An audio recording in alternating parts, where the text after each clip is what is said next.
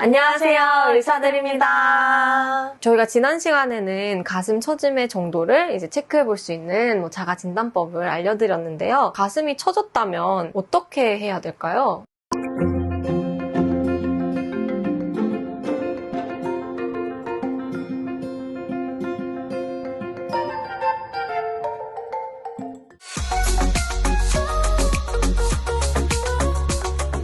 가슴이 처진 경우에는 사실 수술이 굳이 필요 없는 경우가 많아요. 그런데 가슴이 처진 경우가 심해서 가슴과 배가 겹쳐지는 부분에 피부 트러블이 너무 심하다. 특히 요새같이 더운 여름날 같은 경우에는 그쪽에 땀이 차면서 땀띠나 아니면 피부가 짓무르기까지 하시는 분들도 계세요. 그리고 가슴이 처져 있는 경우에는 보통 가슴이 크신 경우도 조금 있거든요. 그런 경우에는 어깨가 굉장히 아프다고 하시는 분들도 계세요. 이렇게 좀 불편한 증상이 있으신 분들 같은 경우에는 수술해서 처진 가슴을 봉긋하게 만들어드리면 그런 증상들이 깨끗하게 해결되는 경우가 굉장히 많거든요. 그래서 이렇게 불편한 증상이 같이 있으시면 가슴 거상 수술을 하시는 게 굉장히 도움이 많이 되겠습니다. 가슴 거상이라고 하면 어떤 수술인 건가요? 말 그대로 가슴을 리프팅 해드리는 수술이라고 보시면 돼요. 지난번 영상에서 가슴 처짐은 피부가 많이 늘어나 있어서 생긴 거라고 말씀드렸잖아요. 그래서 이 가슴 거상 수술은 거꾸로 늘어나 있는 피부를 절제를 하고 아래로 처져 있는 유방 조직을 업시켜드려서 가슴을 봉긋하게 만들어드리는 수술이라고 생각하시면 되겠습니다. 피부 처짐 때문에 가슴 처짐이 생긴다는 건 이제 이해를 했는데 사실 생각해보면 가슴 처져 있으신 분들은 대부분 가슴 볼륨도 좀 없으시잖아요. 그리고 가슴 볼륨이 늘어났다가 이게 빠져서 늘어진 피부가 남는 거라면 그 볼륨을 다시 채워주는 가슴 확대수술 이런 걸 하면 사실 문제가 해결될 것 같기도 한데 가슴 확대술과 거상술이 다른 거죠? 맞아요. 그렇게 생각하시는 분들도 굉장히 많으실 거예요. 왜냐하면 가슴이 처지게 되면 윗가슴은 굉장히 납작해지게 되고 대부분의 볼륨이 아래쪽으로 가 있게 되거든요. 그래서 이 윗가슴의 볼륨을 채워주면 가슴이 리프팅 될 것 같은 느낌이 들어요. 근데 지난번에 말씀드렸다시피 처져 있는 가슴의 가장 판단하는 중요한 포인트는 유두유륜의 위치거든요. 이 유두유륜의 위치는 가슴이 많이 처져 있으신 분들 같은 경우에는 가슴을 크게 해도 그렇게 많이 올라오지가 않아서 가슴은 처져 있는데 가슴만 커지는 효과가 날 수도 있어요. 간단히 말씀드리면 가슴 확대 수술은 작은 가슴을 크게 하는 수술이라고 생각하시면 돼요. 그렇기 때문에 보형물이 들어가게 되죠. 임플란트라고 하기도 하는데 이런 보형물을 사용해서 작은 가슴을 크게 하는 것이 가슴 확대 수술이라고 보시면 되겠습니다. 그리고 오늘 말씀드린 가슴 거상 수술은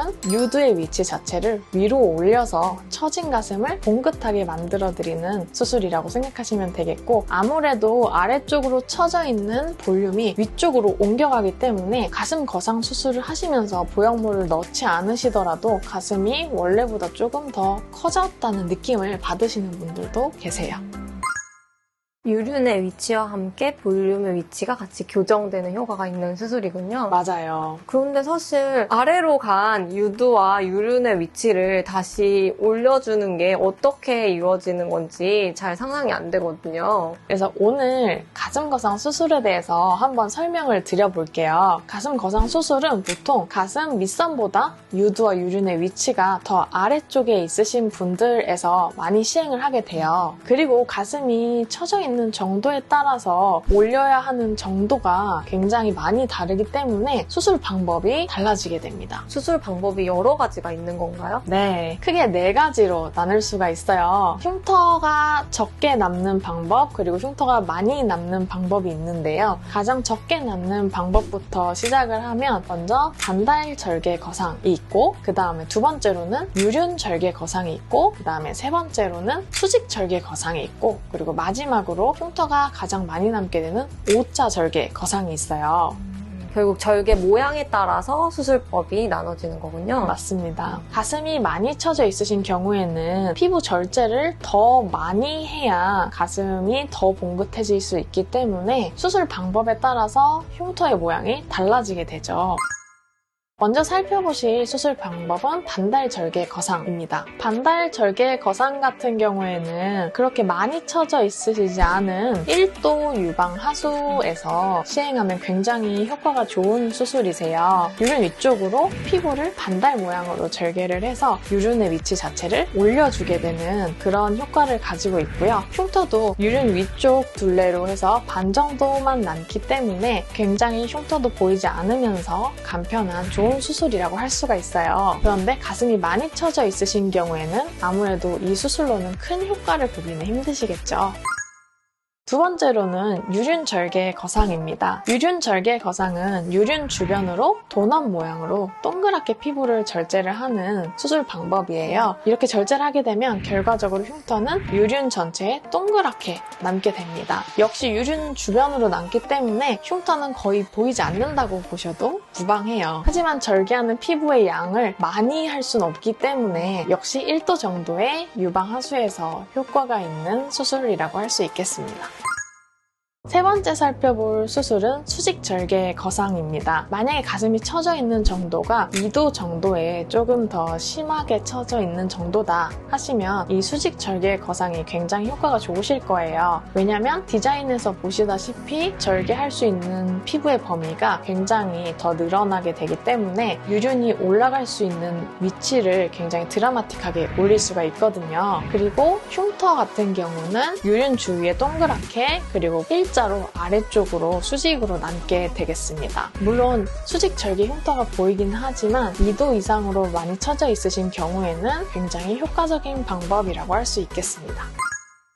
마지막으로 말씀드릴 가슴 거상 방법은 O자 절개 방법이거든요. O자 절개 방법은 흉터 자체가 한글로 O자로 남기 때문에 만들어진 이름이에요. 그리고 디자인 보시면 알겠지만 빨간 선으로 표시된 그 아래쪽에 피부가 전체적으로 절제가 되기 때문에 굉장히 드라마틱하게 가슴을 거상시킬 수가 있어요. 그리고 이 수술 방법의 또 한 가지 장점은 피부를 절개를 하면서 유방 조직을 많이 절개를 같이 할 수 있기 때문에 가슴이 크신 분들은 가슴 축소의 효과도 같이 보실 수 있다는 점이에요. 그래서 아마 가슴이 크시면서 많이 처져 있으신 분들에게는 굉장히 좋은 수술 방법이에요. 그리고 흉터도 보시면 유륜 주위에 동그랗게 남게 되고 가슴 밑선에 남게 되기 때문에 이 가슴 밑선에 남게 되는 흉터는 가려져서 보이지 않거든요. 그래서 결과적으로는 수직으로 나 있는 그 흉터만 보이게 된다고 생각하시면 되겠습니다. 이렇게 4가지 수술법 살펴보셨는데요. 수술법 보시면 아시다시피 많이 처져 있는 가슴일수록 피부를 많이 절제해야 되기 때문에 흉터가 많이 남는 수술이 더 효과가 좋다는 걸 아실 수 있죠.